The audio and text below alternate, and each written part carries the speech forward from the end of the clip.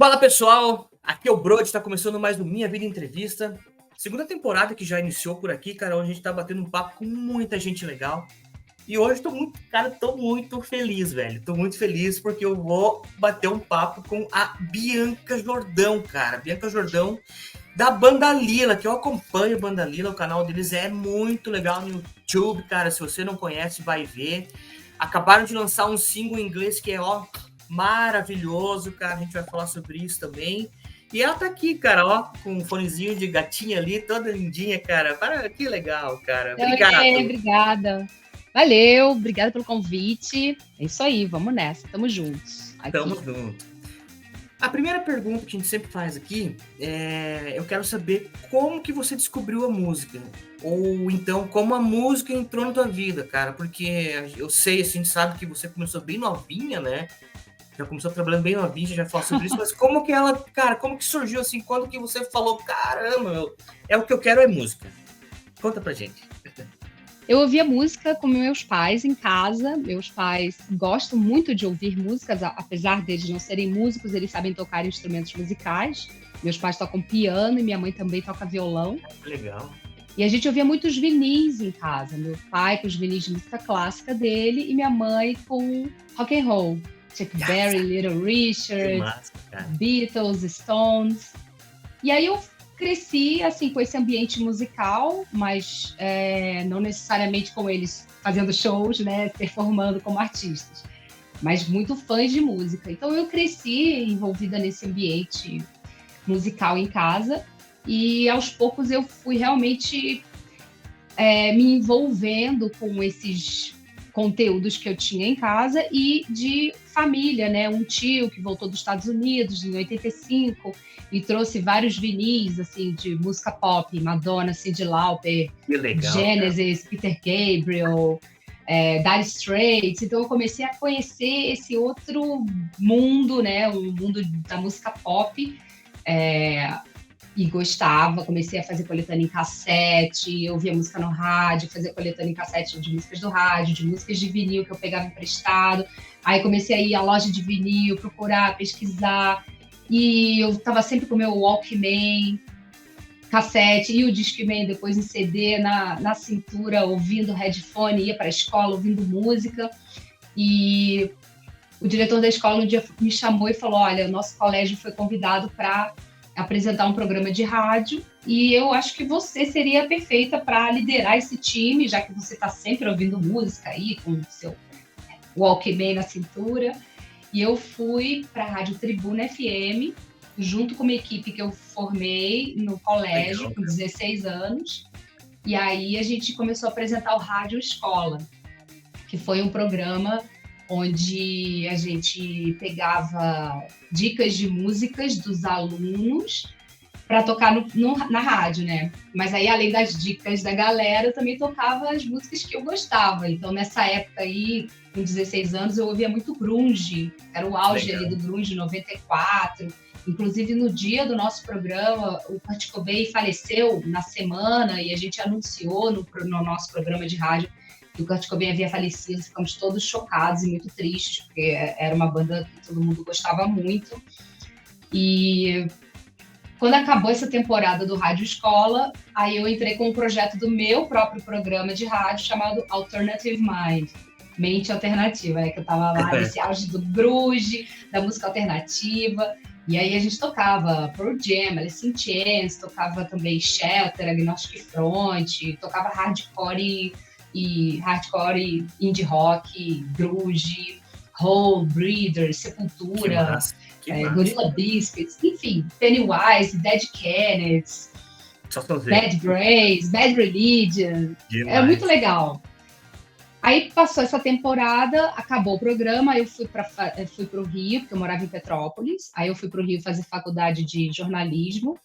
Aí eu cursei 2 anos de jornalismo. Depois eu comecei a tocar com uma banda. Eu formei essa banda junto com a Mariana Eva.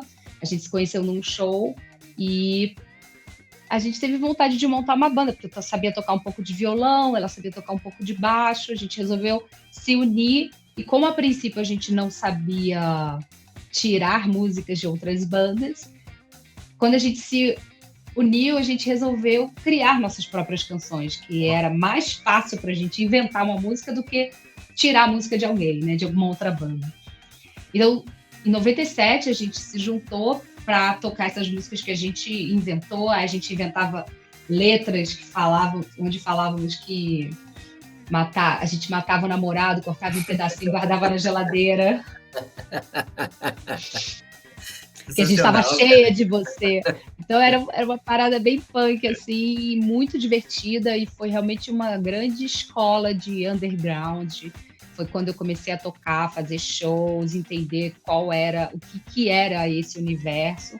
Porque uma coisa é você ser fã de música, gostar de tocar um instrumento musical, de consumir música, de divulgar música, né, como eu fazia na rádio. E outra é você fazer parte da cena, da música mesmo, de tocar, de estar na estrada. E foi difícil, né? Principalmente que tinha a questão de que na banda éramos 3 meninas, em 97. Uma baterista, a baixista e eu, e o Rodrigo Brandão, que é do Lila, meu marido, se juntou a nós 6 meses depois. E logo no início, na verdade, não. Logo no início da banda ele se juntou a nós, mas assim, a banda basicamente era formada por 3 meninas. E a gente chegava em festivais, as pessoas achavam que a gente era grupo, que a gente não era uma banda. E isso aconteceu em vários lugares, em várias ocasiões. Os caras ficavam duvidando da gente, que a gente não ia conseguir tocar, ou queria, quero ver sua calcinha, sabe? Essas coisas que são um saco, porque a gente estava lá para fazer o show, para tocar, para fazer a nossa música, mas tinham esses engraçadinhos. Hoje em dia isso melhorou, porque tem mais mulheres na cena, tocando, fazendo, acontecendo. Também há uma consciência melhor sobre essa questão do assédio. Mas ali, nos anos 90, ali, no final, né? Não tinha isso. Era mais visceral. Assim. Mais punk, né? E essa banda era Pollux, né? Pollux, né? Ela durou, você falou que durou de 97 até o quê? 2000. 3 anos. 2000. Que foi quando daí surgiu a Lila. Aí no ano 2000, a gente formou o Lila com o fim da banda, do Pollux, a gente formou o Lila. E aí quando a gente forma o Lila, a gente já tinha um know-how da estrada, do underground, das conexões, de que a gente precisava fazer shows para a banda poder aparecer, de que tinha que ter um CD demo. Então, assim, a gente já sabia alguns passos, né, de como fazer para a gente seguir na cena fazendo música e colocando o nosso trabalho na estrada. E a gente queria muito ter uma gravadora, porque nessa época, no ano 2000, se você não tivesse uma gravadora, um selo, alguém para investir em você, no marketing, você não... Era mais difícil, assim, você ter uma visibilidade. Apesar de que nessa época a gente tinha MTV, que dava força para as bandas novas. Demais, tinha um programa chamado Banda Antes. Era muito legal. E saudades da MTV. Clássica. A clássica. E aí a gente seguiu fazendo um monte de show. Gravamos uma demo com o Rafael Ramos, da DEC. Mas aí quem contratou a gente foi o Rick Bonadio, com a demo do Rafael. E aí o Rick contratou a gente em 2003. Em 2004 lançamos nosso primeiro álbum, Lila. Em 2005 Te Procuro começou a tocar na rádio. E aí essa música foi embora, assim. Tocou muito nas rádios. A gente participou de vários programas de televisão. Tocou na trilha da Malhação, Te Procuro. De verdade, cara, não lembrava isso. Concorreu ao Grammy Latino, ganhou o VMB de Banda Revelação da MTV. Fizemos uma turnê com a Avril Lavigne, com 3 shows, Rio, São Paulo e Curitiba. Que legal, cara. Nossa, tudo a ver, né? Tudo a ver com a banda. Foi super legal, assim. Foi realmente um momento mágico. E a gente pôde experimentar esse mainstream de muito show, tá na estrada, tá no ônibus. E ao mesmo tempo que isso tudo era legal, era também cansativo, né? Porque você estava fazendo muito show, estrada e tudo. E foi maravilhoso, assim, porque a gente pôde conhecer e levar nossa música para lugares que até então a gente não tinha ido. A gente pôde conhecer muita gente que a gente... que até hoje, né, são pessoas que têm contato com a gente, que são amigos de músicos e produtores, hold, e equipe técnica, sabe? Você começa a conhecer muitos lugares. Foi maravilhoso. Aí a gente se mudou para São Paulo em 2007 para gravar o segundo álbum. E depois que a gente terminou a gravação desse álbum, a gente rompe com o Rick, porque não estava funcionando muito bem o trabalho. Mas, assim, esse álbum saiu pela Universal Music, tocou uma música na trilha de uma novela chamada Água na Boca, acho que era Bandeirantes, SBT, Band. Tocou Pequenas Caixas, a gente fez uma ação inovadora com as nossas novas músicas, com uma ação onde uníamos a internet, que estava surgindo ali em 2007, com ideias inovadoras, como o nosso videoclipe, que continham vários códigos alfanuméricos, e quando você colocava esses códigos alfanuméricos no YouTube, você levava para outros vídeos com conteúdos exclusivos, que legal, onde você pudesse ganhar prêmios. E nesse clipe do Pequenas Caixas e essa ação toda do Pequenas Caixas, a gente fez, assim, a gente deu uma scooter, um monte de melicinha, legal, violão, bala, drops, né, da Free Gels. Nossa, foi muito legal. A gente fez uma ação, assim, vanguarda na época, porque ninguém usava o YouTube como assim. Eu ia falar, porque em 2007, tipo assim, o YouTube tava caminhando, né? Era muito novidade, assim. Esses dias atrás, eu fui ver aqui, até só para fazer um parênteses aqui, a minha conta do YouTube é de 2006, cara. Eu tenho conta de 2006, então isso aí, esses dias eu pensei, caramba, se eu tivesse montado um canal em 2006, hoje, sei lá, devia estar com 1 milhão e pouco já de inscritos, né, cara? Mas não tinha essa ideia, né? Tipo, é muito novo, era tudo muito novo. E a gente também tem que lembrar que em 2007 a internet não era a melhor internet do mundo, né? A gente capengava, tinha que ficar lá com... Era internet de escada, né? Era bem mais difícil tudo. O Twitter estava começando, era Orkut, não tinha Instagram. Facebook surgiu bem depois. Eu nem lembro mais, assim, eu só sei que... Assim, é curioso porque quando eu comecei a tocar, eu fazia cassete demo, né? Depois a gente passou por CD demo, e depois teve o CD com a gravadora, CD copy control com gravadora, depois a gente teve o CD lançado no selo independente, e agora a gente lança no streaming. Assim, passei por várias gerações de plataformas de como se lançar a música. Eu acho isso muito legal, assim, que a gente tem vivido essa evolução. E eu gostei de todos os formatos, assim. Eu acho que agora a gente consegue democratizar mais a música. As pessoas têm acesso à música. Você tá no Spotify, todo mundo pode ouvir, do mundo. Se você tem um CD que lança ali na loja física, no mercado, como é que esse CD vai chegar no Japão? Só se você mandasse para lá, né? Mas hoje em dia, quem tá lá no Japão pode ouvir a gente. Com certeza. No Spotify.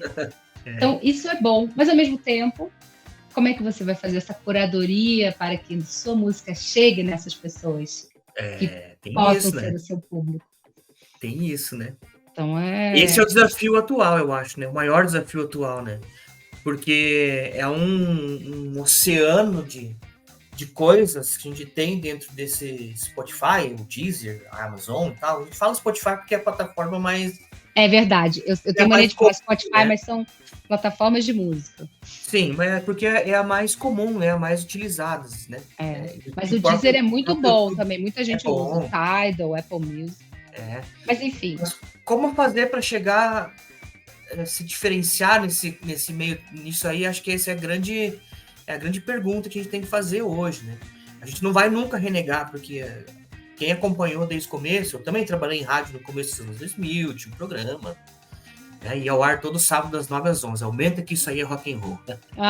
Que legal! Muito bom! E lá eu tocava muita coisa, cara. Muita coisa, novidade. E nessa época eu usava, para descobrir as coisas, era difícil, porque você bem sabe, né? Descobrir bandas novas, coisas novas, era difícil de vir de fora, assim. Então a gente ainda usava a tal do Audio Galaxy para dar umas pirateadas para descobrir. Audio Galaxy, cara. Então se veja, e eu lancei muita coisa lá, né? Porque tenho orgulho de dizer isso, cara. Fiquei 5 anos lá, fiquei 5 anos na TV local também, o mesmo programa, só que é formato de clipes, né? Foi legal essa experiência aí, né? Você também falou do Alternative Mind aí, que também foi uma experiência muito bacana, né? Que trabalhar em rádio é legal. Então a gente vivenciou toda essa época, assim. E hoje a gente vê, a gente que tem filho, né? Vê os meninos aí, as criançadas, os adolescentes ouvindo com fone de ouvido, tá ouvindo o Spotify, as plataformas de streaming. É muito louco pensar nisso, né, cara? A gente também tá inserido nisso. A gente não pode dizer, não, eu não vou ouvir, cara. Claro que tem que ouvir. Eu ouço muito, acho que você também deve ouvir. Enfim, eu descubro muita banda mais legal e ilegal através do streaming, né? Como o algoritmo vai te sugerindo e tal, né? Então, tem esse lado também. Mas a pergunta é essa, né, cara? Como que a gente vai fazer para que o meu som, o som da Lila, chegue para aquela pessoa que eu quero lá? É aí que tá, né? Como que vão fazer? Mas a gente não consegue, uma hora a gente vai furar essa bolha aí, certeza. Pois é. É o desafio atual, né?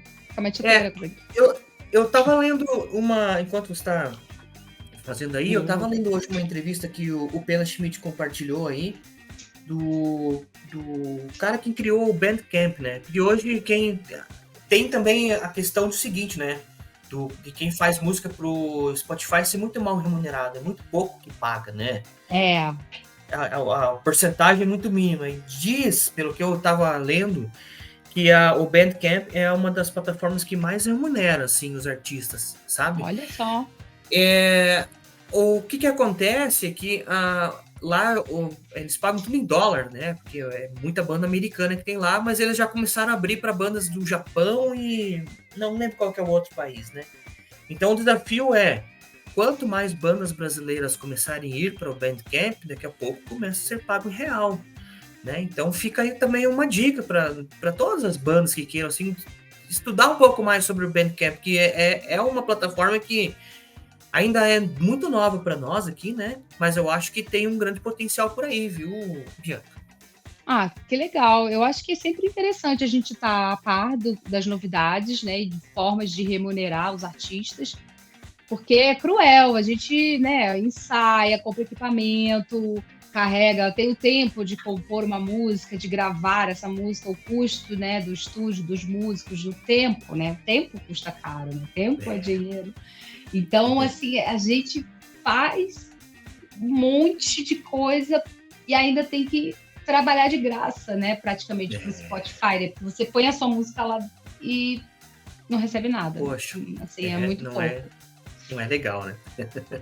Mas, enfim, a gente gosta de fazer música, precisa se expressar artisticamente, é algo que a gente gosta de fazer, então eu acho que você precisa ter outros meios de sobrevivência além da música, se você não consegue sobreviver com a música, né? Para você poder viver de música, você precisa ter outros trabalhos assim no paralelo que possam estar relacionados com a música. Por exemplo, a gente tem um estúdio, a gente grava bandas, eu trabalho também na PHX Instrumentos, que é uma marca de instrumentos musicais. Legal. Então, assim, também faço apresentações em alguns canais, já fiz, e às vezes faço trabalhos assim.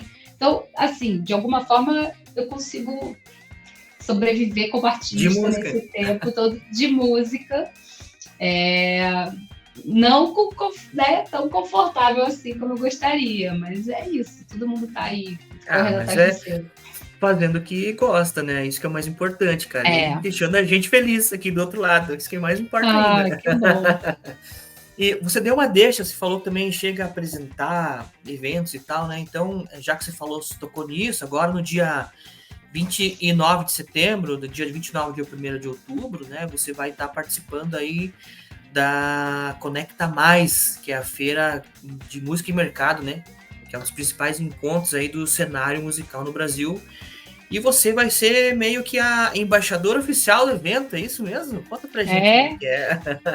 A Conecta é um evento super bacana, desenvolvido pelo Daniel Neves, que é um cara que dá muita força para a cena musical, assim, ele realmente faz a diferença, assim, ele coloca a mão na massa e inventa projetos e esses eventos para reunir o mercado da música, para fomentar esse mercado, porque a gente tem muitos festivais agora em ascensão, mas a gente não tem muita gente tocando um instrumento musical, pessoas novas, assim, comprando instrumentos musicais para tocar, né?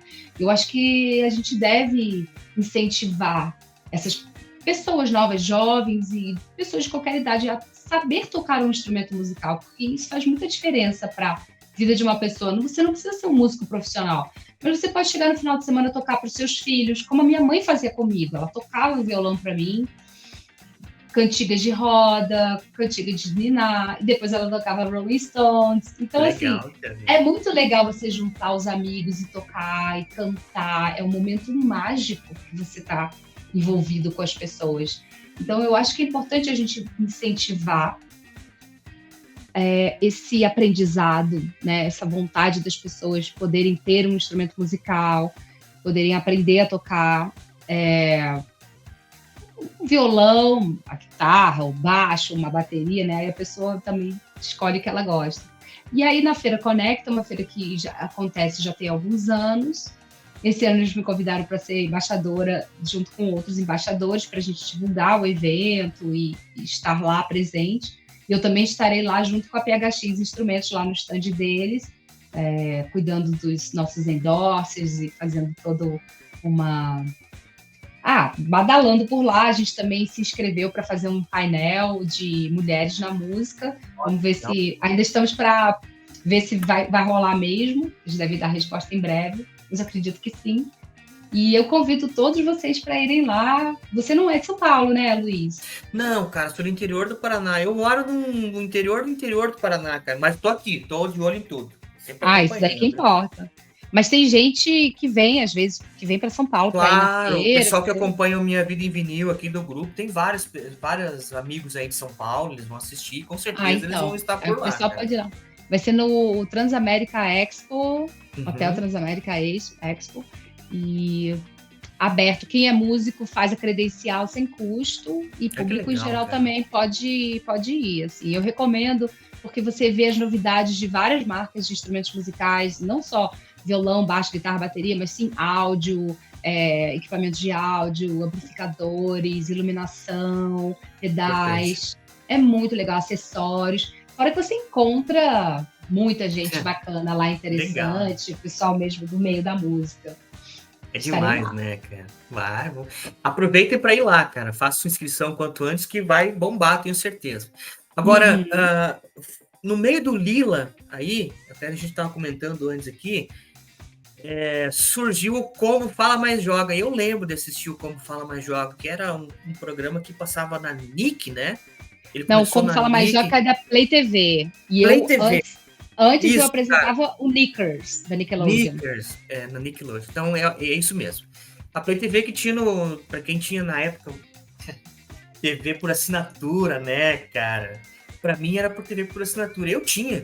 E eu lembro, às vezes, assim, de estar passando, assim, por ali e às vezes, assistir assim, mas quem que é essa garota aí, cara, jogando videogame e falando com os caras da música? E era você, cara. Olha só que legal. Como Fala Mais Joga está no ar e hoje com o pai. Era muito legal. Fundo verde atrás, o que você jogava aparecia tudo atrás, assim, que vocês estavam jogando e falando sobre música, falando sobre o game, e muita personalidade passou por ali, era muito legal, cara.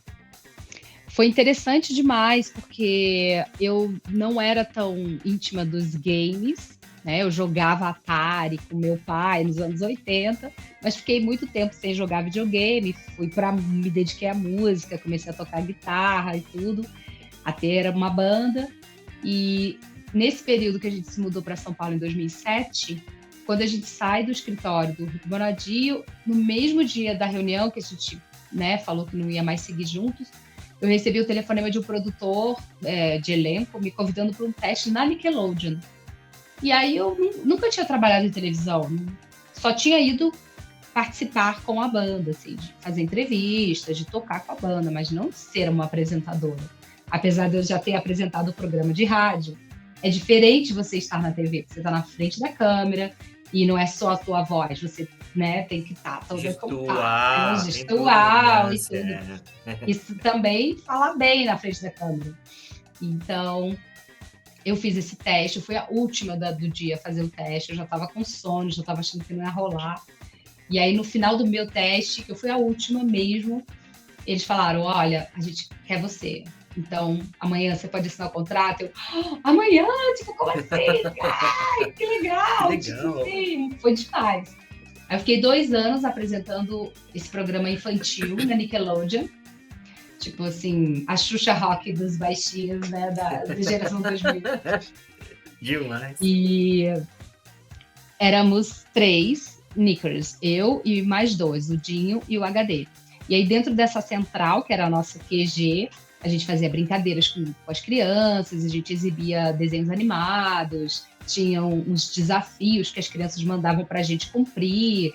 Tipo, pediram para eu pegar 10 baratas em 2 minutos. Aí eu fui para o Instituto Butantan lá pegar 10 baratas e jogar numa outra caixa. Eu tive que trocar pneu de carro, eu tive que legal, pular cara. no pula-pula enquanto eu me maquiava. Tinha um monte de coisa diferente que eles mandavam para eu fazer e eu tinha que fazer, era muito legal.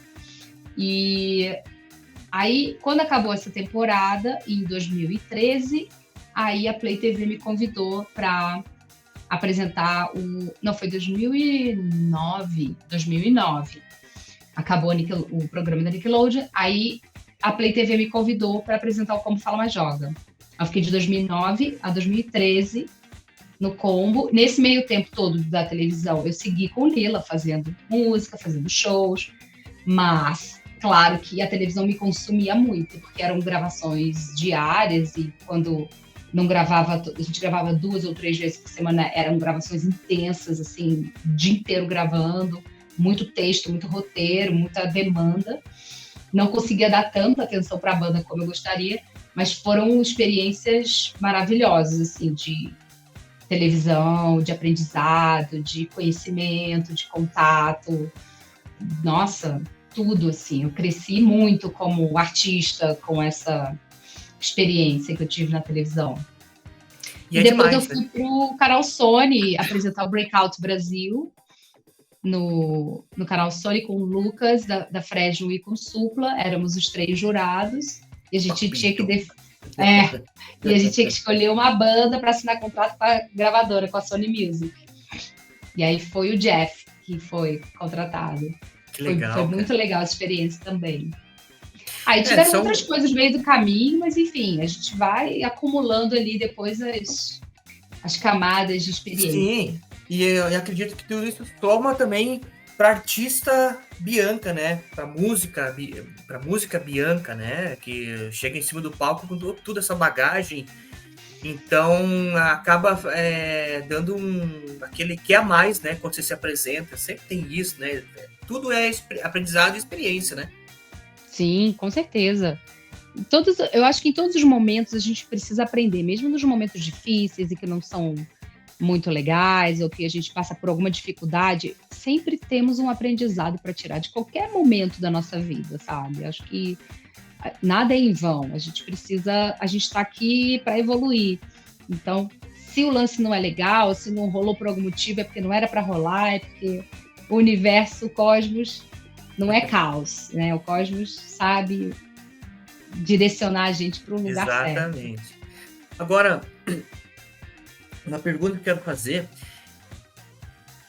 desde sempre, a música, a predominância no mundo da música sempre foi masculina, né? E ter mulheres na banda, a gente já falou sobre isso, assim, é difícil, né? Foi difícil. Então, quando vocês surgiram ali, a Lila que surgiu, teve esse boom, teve Lila, acho que Penélope foi da mesma época, Pitty também deve ser da mesma época, né? Essas girl powers, assim, né? Se inspirando em Madonna, se inspirando lá na Cyndi Lauper, se inspirando em outras grandes, assim. Como que foi, cara? Eu sei que, com certeza, já falou isso, mas muita gente duvidou, acho que ainda hoje duvida sobre isso. Que a mulher pode ir lá e fazer, né? Pô, você acabou de falar, no teu programa você lá tinha que trocar pneu, tinha que pular numa cama elástica, se maquiar, cara, talvez seja como até uma espécie de provar que dá pra fazer, que a mulher consegue, né? Como é que foi furar essa bolha aí? E chegar hoje em 2023 assim e falar assim, tá aqui, ó, ali, lá, quase 25 anos já de banda, né, cara? Tamo aí, firmes e fortes. 23 anos. Olha, eu acho que a cara de pau foi mais forte, sabe? Eu sempre fiz o que eu tive vontade, falassem mal ou falassem bem, eu estava fazendo o que eu estava a fim de fazer. Claro que quando as pessoas falam mal, você fica chateada, você fica triste, você fala, ai, será? Mas aí, sacode a poeira, dá a volta por cima e vambora. Assim, eu já estou envolvida nesse mundo, eu tenho meu equipamento aqui, tenho minha guitarra, tenho meu pedal, tenho minhas canções na minha cabeça que eu inventei. Vamos seguir, sabe? Persistência também. E eu acho que é isso. Passa o óleo de peroba na cara e vai embora. Porque se eu fosse ouvir os comentários maldosos de todos, eu não faria nada na minha vida, né?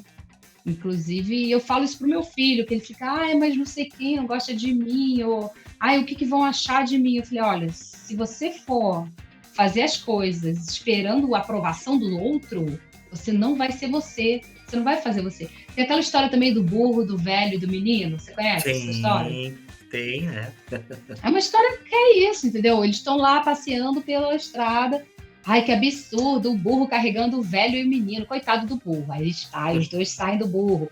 Aí na outra cidade, eles vão mudando a posição deles, os dois carregam o burro, o menino fica em cima do burro, o velho carrega o burro, o menino carrega o burro. Cada cidade que eles passam, alguém fala alguma coisa para eles fazerem, e eles fazem. E no fim eles falam, cara, é impossível você agradar todo mundo. Você precisa se agradar, você tem que gostar do que você está fazendo. Então, foi o que eu fiz. Não gostou do que eu fiz? O problema é teu, eu gosto, eu vou seguir minha estrada.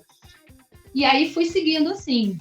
Claro que eu fui aprendendo, eu fui fazendo coisas que eu não gostava, eu falei, não é bem assim que se apresenta um programa de rádio, por exemplo. Eu me ouvia, eu não preciso gritar, eu posso falar, eu preciso falar mais devagar, tô falando muito rápido. Então, eu acho que críticas construtivas de pessoas que gostam de você é muito importante que você receba. Quem é teu amigo mesmo vai falar, olha, poxa, Luiz, eu acho que você podia falar dessa forma, que vai ser mais interessante, ou você podia, entendeu? Editar o seu programa, fazer uma crítica que vai te ajudar. E não falar, putz, que horror seu programa. Que não vai ajudar em nada, sabe? Então, eu tento, assim, quando alguém me pede uma opinião, uma banda, ou alguém sobre um trabalho, eu tento, sei lá, de repente eu não gosto, mas eu não vou chegar e falar, não gostei. Eu vou falar, olha, eu acho que você poder, no meu ver, talvez se fizesse dessa forma, fosse por esse caminho, pudesse ficar mais interessante. Porque eu respeito todo mundo que faz música, que produz música. Eu posso não gostar de pagode, nem de funk, nem de axé, nem de samba. Mas eu consigo reconhecer quando a pessoa sabe fazer e faz bem. E agora, nessa empresa de instrumentos musicais, a gente tem uma linha de percussão chamada Samba Music. E eu agora estou ouvindo bandas que tocam pagode, que tocam samba, porque eu preciso entender esse universo para que os instrumentos possam chegar nas pessoas certas. E ok, quando eu entrevistava no Como Fala Mais Joga Sertanejo, entrevistei KM Thiago, entrevistei Cláudia Leite, entrevistei várias pessoas cujas canções não me apeteciam, porém respeito todos e somos colegas, sabe? Eu acho que a pessoa que está fazendo arte, está se expressando artisticamente, a gente precisa valorizar. Goste você ou não. É isso aí, cara, é isso aí. Eu sei porque... E aí, em 2023, você ainda sente, assim, alguma dificuldade quando você sobe no palco? Você ainda tem gente que fala assim, será? Olha, sempre tem, mas eu sinto que melhorou essa questão para a mulher. Claro que assédio rola, pessoas duvidando do seu potencial, mas não do seu, que eu digo das mulheres, quando sobem no palco, bandas novas de mulheres, bandas que estão começando, né, que sentem um pouco mais essa pressão, assim. Eu também sinto, mas eu acho que eu sinto mais por mim mesma, eu me pressiono, sabe, eu sou muito crítica comigo mesma. Então, às vezes, eu fico duvidando de mim em alguns momentos, assim, será que eu vou conseguir fazer isso? Eu vou lá e faço, falo, consegui fazer, que legal. Assim, Rola bem menos do que naquela época ali dos anos 90, que o pessoal era mais cruel, de ficar assim, você tá no meio do show, que era horrível. Hoje em dia eu não Foda, vejo né? mais ninguém fazer isso. Ainda bem. Ainda bem. Porra, era um saco isso. Todo show que a gente subia, a galera ficava assim, você tá, gente, Que merda, isso? né? Respeito primeiro, sabe? Tem que ter respeito. Sabe, você tem que respeitar o outro que tá fazendo algo. Não tem que ficar duvidando. Se não gostou, sai do show, vai pegar uma cerveja, vai no banheiro, dá uma volta, faz outra coisa. Enfim, cada um faz o que gosta de fazer, o que tá afim de fazer.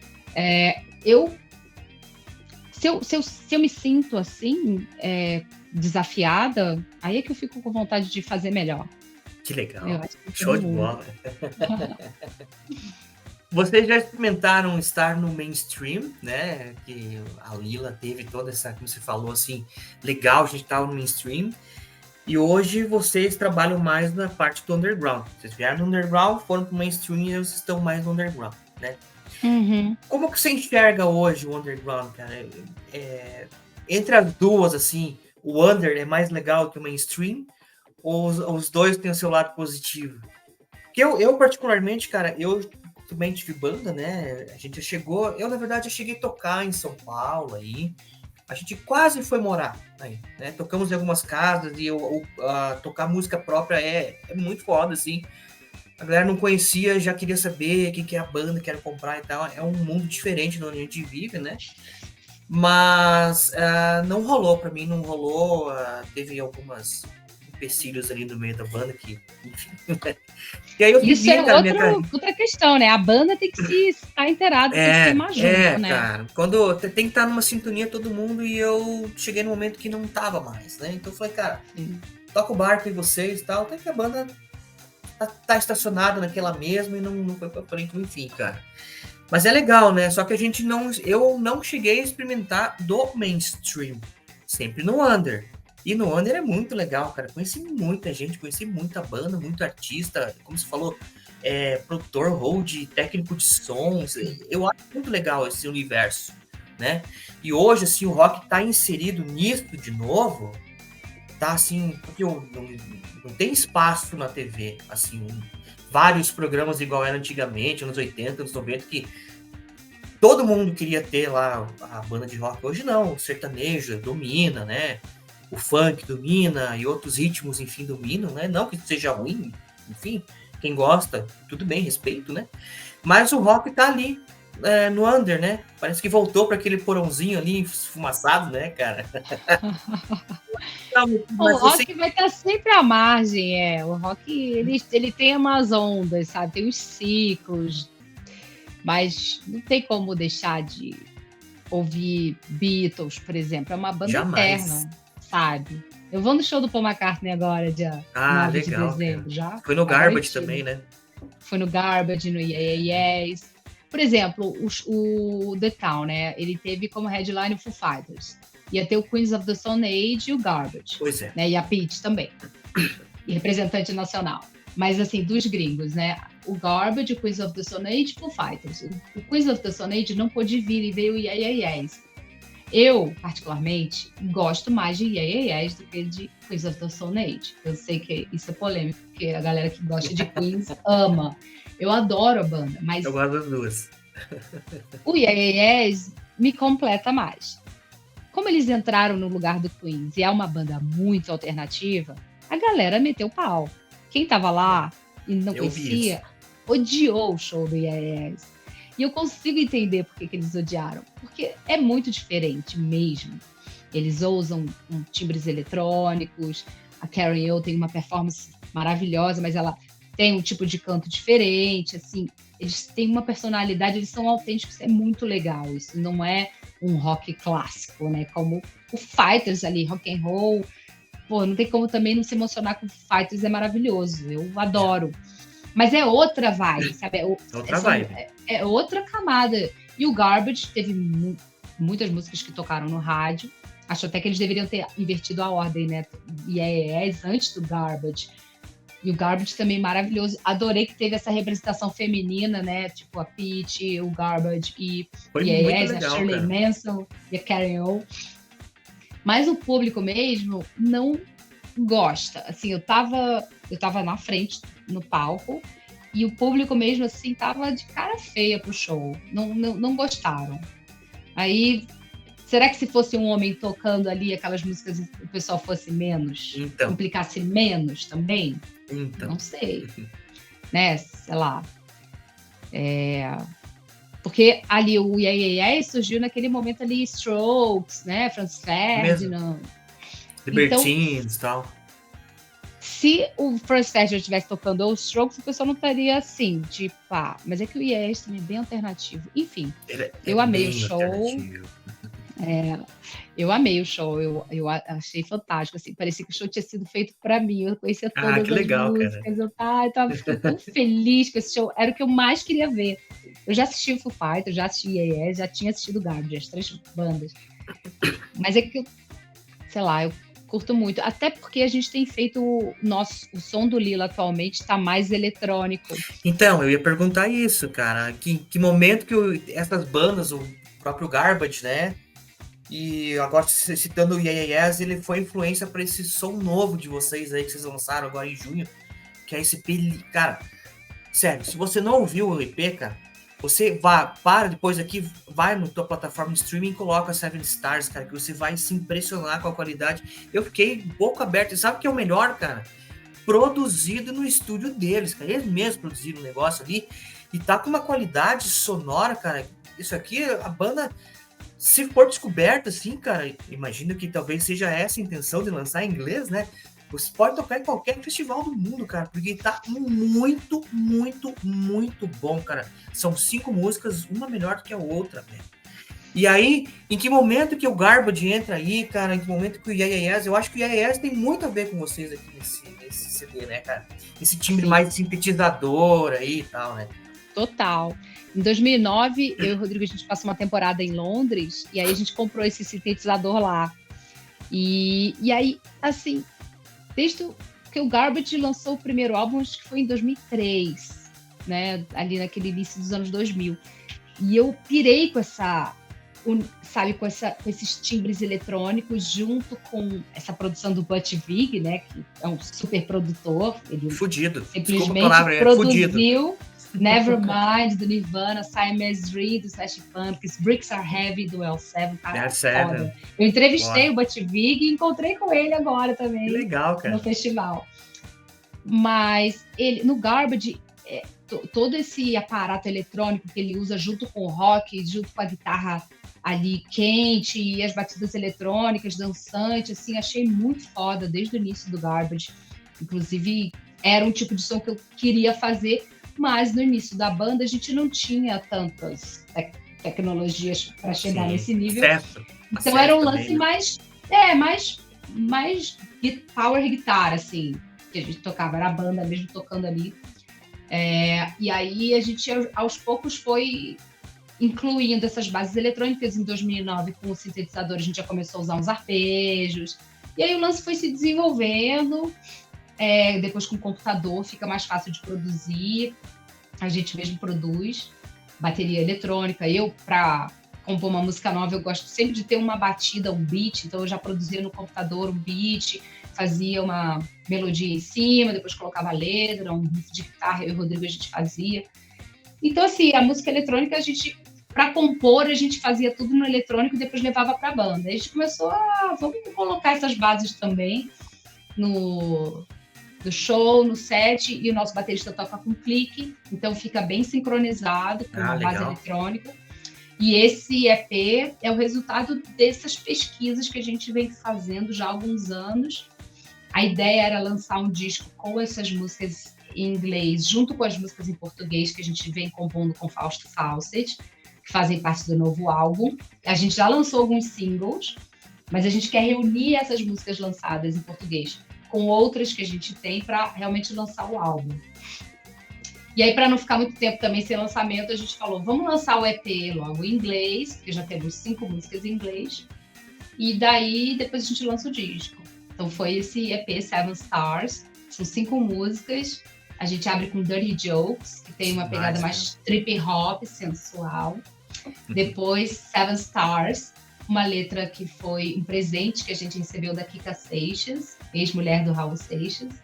Ela deu essa letra, ela escreveu essa letra há 34 anos. Olha só. Quando ela morava nos Estados Unidos, ela estava com saudades do Raul, eles já não estavam mais juntos como um casal, e aí ela escreveu essa letra, e essa letra ficou guardada por 35 anos. E quando a gente disse que tinha vontade de lançar um EP com músicas em inglês, ela falou, eu tenho uma letra para vocês. Aí ela pegou, ela falou a letra de cor. Tinha letra de cor na cabeça dela. Você tá brincando. Falou a letra, eu anotei. Legal. Ela cantou mais ou menos uma melodia que ela criou. A gente gravou ela cantando, aí a gente traduziu isso. Depois convidamos a Miranda Cassim para cantar com a gente, para fazer um featuring nessa música. Lost in You, a terceira música do EP, já tínhamos lançado como single, e ela fazia parte dessas músicas em inglês que não estavam se encaixando no álbum novo do Faust Fawcett. A gente fez um clipe super bacana, onde a gente aparece caracterizado de clown dos anos 20. Depois tem 2 músicas, que é o So What e I Want My Happy Money, que faziam parte também de um outro projeto que eu e o Rodrigo fazemos parte, que era o Brollies and Apples, uma banda eletrônica que foi também, que ajudou a gente a desenvolver essa parte eletrônica. E a gente ficou muito feliz com o resultado, que essas músicas a gente já apresentou no Lila Live, e a gente adora tocar essas músicas ao vivo, assim, elas funcionam super bem. É demais, cara. Bom, para quem não conhece também, cara, o EP tá ali, mas se você quiser ver como que essas músicas se comportam ao vivo, você digita lá no canal do YouTube, que é o Lila, @LilaOficial, né? E, cara, você vai ver, bom, esse Lila Oficial aí, acho que são 4 ou 5 anos já que tem esse canal do Lila Live, né?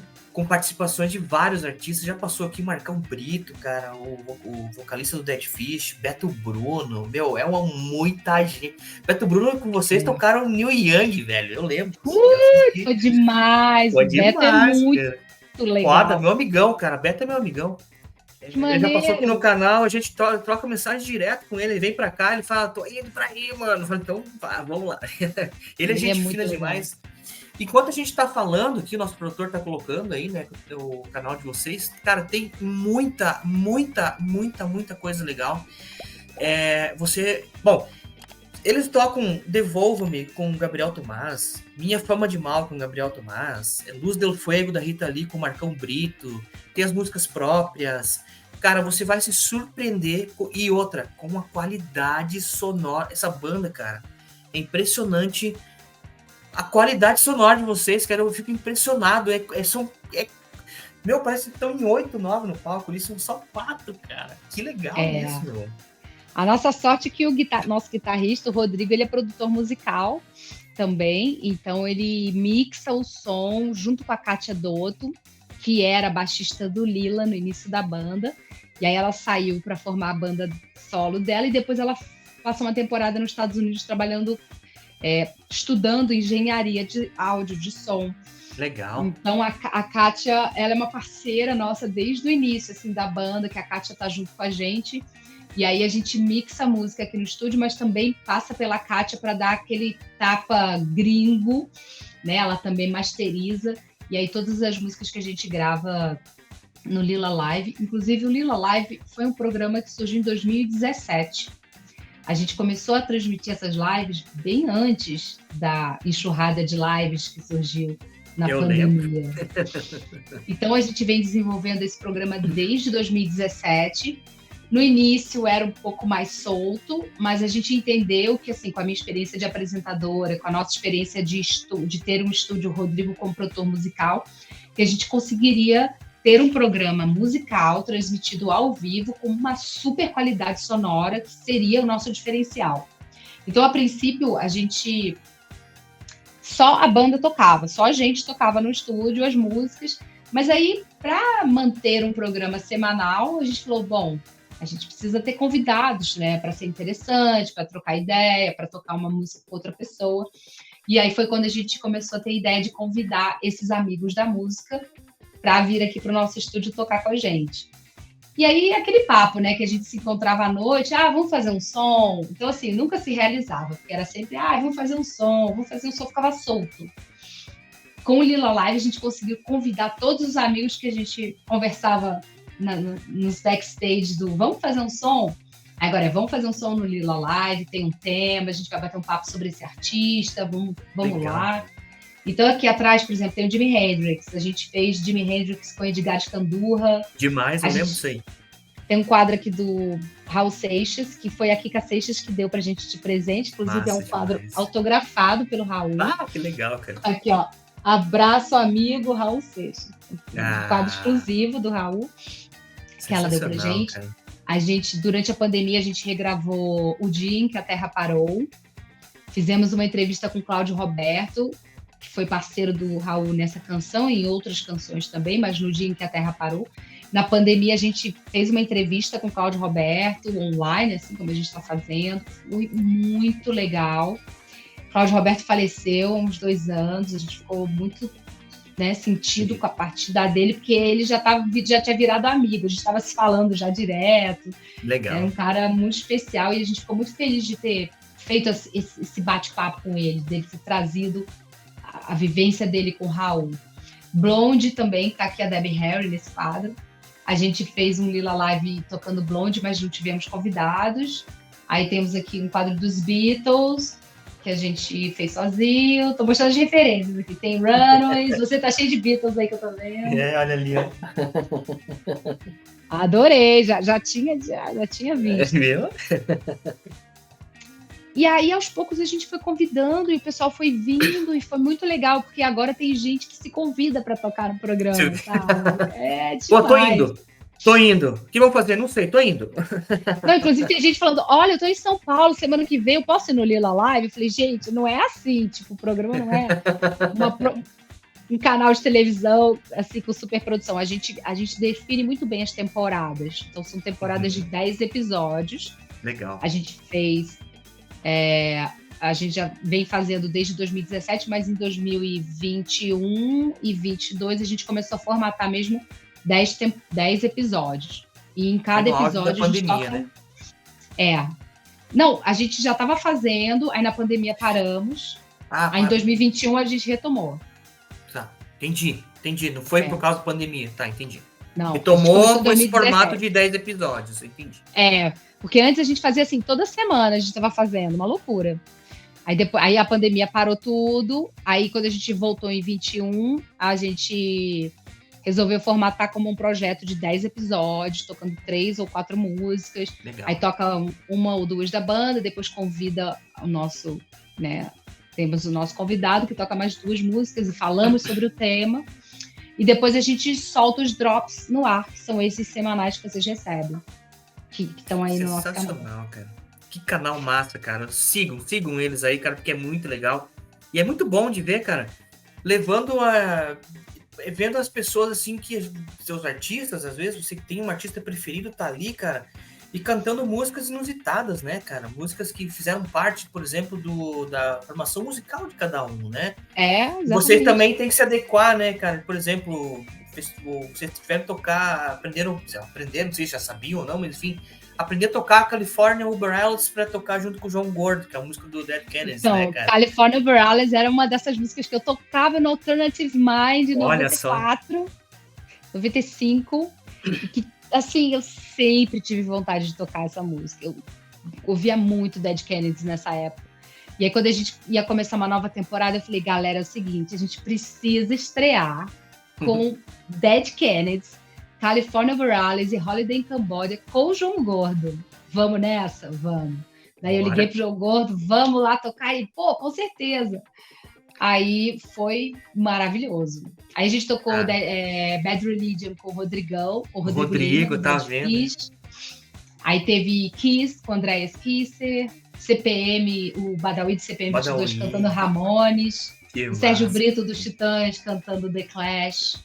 Então é muito legal que a gente faz esse. A Dai Lynch cantou Miley Cyrus, que foi A gente pegou a Miley Cyrus, que é mais pop. Junto com o Billy Idol, né? Junto com o Billy Idol, ficou um lance mais rock, assim. Eu tô ligado. Eu tô falando que eu assisto porque eu assisto. Nossa, demais, é demais. cara. A gente fica tão feliz quando assiste, porque realmente foi algo que a gente realizou, sabe? A gente sonhou com o programa, a gente desenvolveu, a gente passou um monte de perrengue até entender o formato, o som, a timbragem dos instrumentos, o modo como conduzir o programa. E aí a gente escolhe o repertório, a gente ensaia o repertório, a gente vive aquilo, aquela banda, a gente mergulha naquele universo do artista que a gente vai homenagear, aí a gente transmite ao vivo, toca o programa, depois a gente remixa o som para lançar.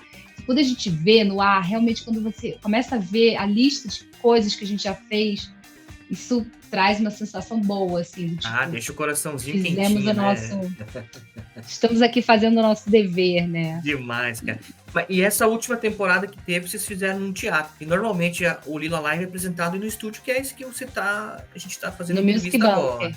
Music Bunker, né? Mas essa última vocês fizeram num teatro, tem uma produção maior envolvida aí, não tem? A gente fez 5 episódios no final do ano passado, 2022, aqui no estúdio. E aí, em dezembro, a gente foi num evento no Teatro Sérgio Cardoso.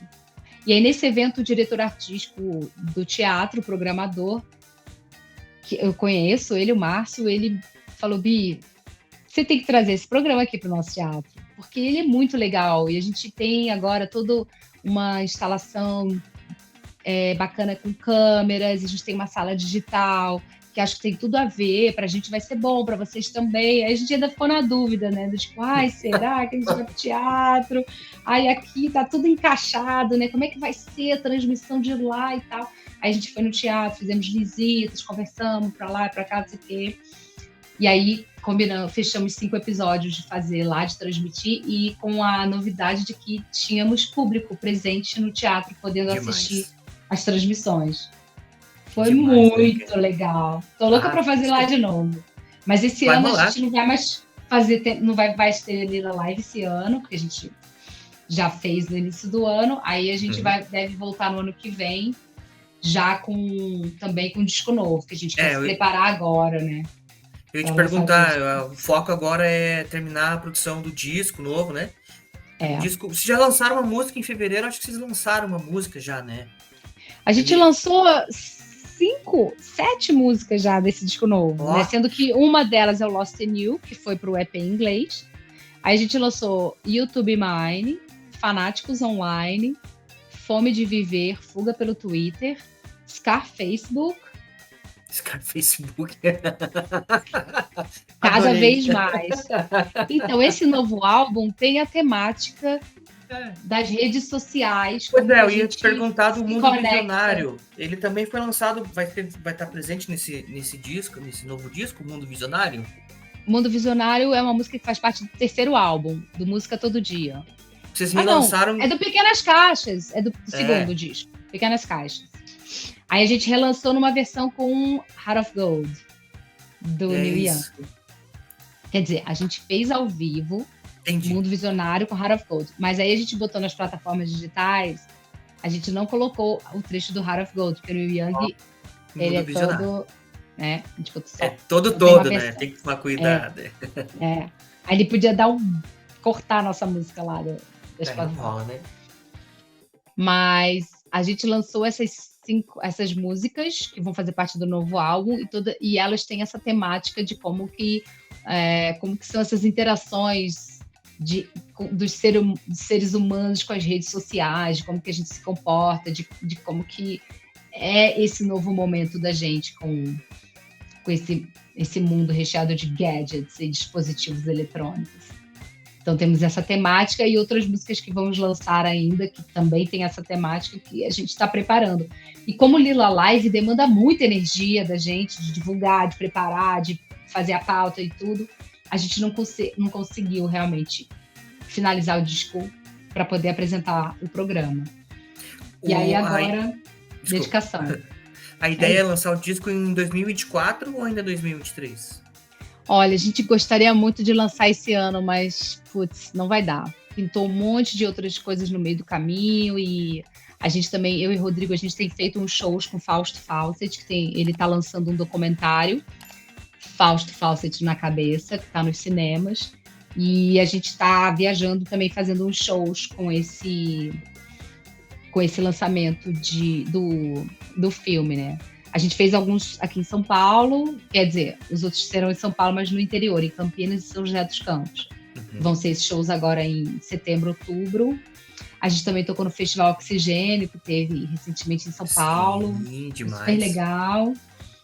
E um monte de coisa ao mesmo tempo que a gente faz, né? Então tem o estúdio, tem a banda, tem os projetos que a gente vê, tem que ter o tempo de ensaiar para alguns shows que tem, e também ter o tempo de poder formatar as músicas novas.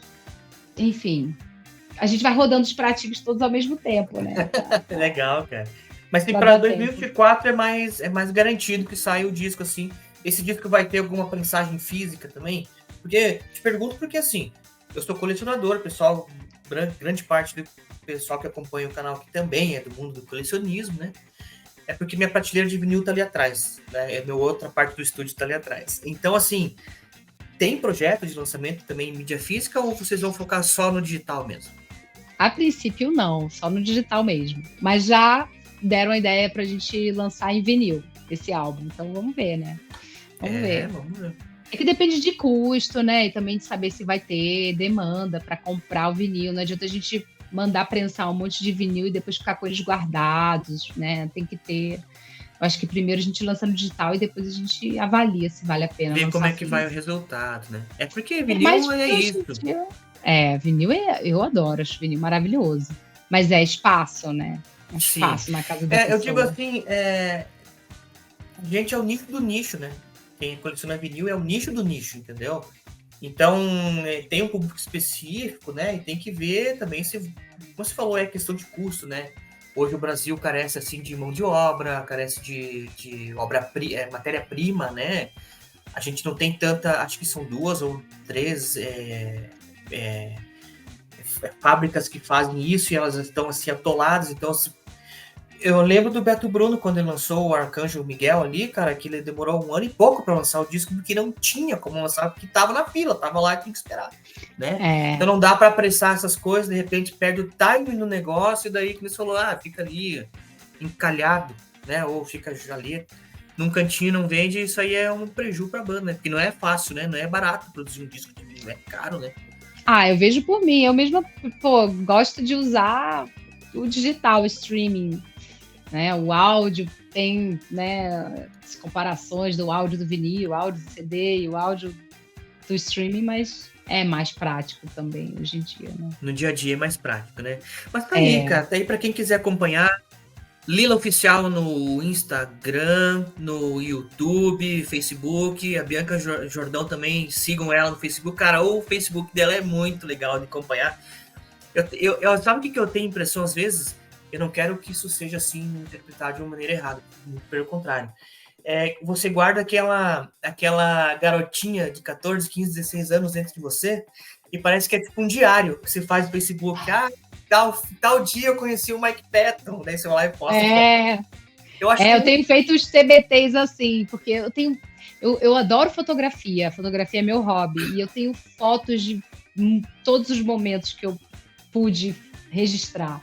Então, essas fotos estavam, assim, fotos de papel, sabe? Foto revelada na câmera analógica que eu revelava na máquina. 36 poses. Exato. Que, tipo, metade saía queimado, né? Porque você não rodava o filme, saía estourado, saía borrado. Era sempre uma caixinha de surpresas, né? Tinha uma época que eu tinha tanto filme de 36 poses para revelar e era caro. Eu falava, gente, o que eu vou revelar? Eu não anotei o que é o quê. Aí você revelava e vinha tudo cagado. E eu disse, cacete, putz, gastei uma grana para revelar e metade veio errado, assim, metade veio queimado. Eles podiam ter dado desconto para quando a foto vinha ruim, mas enfim. Né? E eu tenho muitos álbuns de fotografia. E aí eu começo a colocar nos TBTs assim, a relembrar esses momentos antigos com fotografias de papel que eu digitalizo. E eu sinto que a galera gosta, assim, porque rola uma nostalgia dessa época dos anos 90 ali, no Total. começo dos anos 2000, né? Quando a gente era mais ingênuo, as coisas eram diferentes, a gente revelava foto em papel, a gente comprava revista em banca para tocar para os amigos. Era outro clima, né? Era outra vibe. Eu acho legal a gente resgatar essas memórias, assim. E eu percebo demais, que muita gente gosta justamente porque lembra dessa época. E nem todo mundo tinha essa mania de registrar em foto tudo que fazia, né? Então eu colocava foto minha lá com a minha roupa de calça rasgada, sabe? Eu de óculos de 15 anos, primeira vez que eu botei óculos. Rola uma emoção, né? É massa, cara. Eu acho legal. A gente tem que celebrar que a gente tá vivo, né? Eu tô aqui, passei por um monte de coisa e tô aqui fazendo arte, me expressando artisticamente, fazendo música, conversando com você aqui sobre minha carreira na internet, que é uma coisa que não existia um tempo atrás. É legal demais, assim. Obrigada mais uma vez aí pelo convite, Luiz. Eu que agradeço, cara. Sigam o Lila aí, cara. Sigam a Bianca Jordão. É muito legal de acompanhar eles, cara. É vibe alto astral, cara. Se o teu dia tá ruim, cara, acesse uma das redes sociais que vai ficar bom, cara. Tenho certeza que vai. Gostei. Gui, beijão, cara. Obrigado que você topou. E vamos fazer mais vezes, cara. Vamos fazer outros projetos aí que a gente... eu adorei o papo, cara. Espero que você tenha sentido em casa, tenha gostado. E é isso aí, meu. Super. Quando a gente for lançar o novo álbum, eu te aviso, aí a gente faz um de novo. Um bate-papo aí para falar do disco, de todas essas novidades que a gente vai ter. Quando tiver a nova temporada do Lila Live, te aviso também para você ajudar a gente a divulgar. Conta comigo, cara. Tô parceiro total. E você, antes de terminar esse vídeo, cara, já falei, sigam o pessoal do Lila aí nas redes sociais. Aqui embaixo tem um botãozinho de se inscrever, cara. Se inscreva no canal aí. Acompanhe o Minha Vida em Vinil. Toda quinta-feira uma entrevista diferente, cara, com alguém do mundo da música. Seja ele músico, seja ele produtor. Não só da música, cara. A gente vai trazer gente da cultura pop, da cultura nerd, de literatura. Cara, acompanha que tá muito legal, tá bom? Um beijo, a gente se encontra no próximo vídeo. Valeu! Valeu, pessoal! Obrigada! Tchau!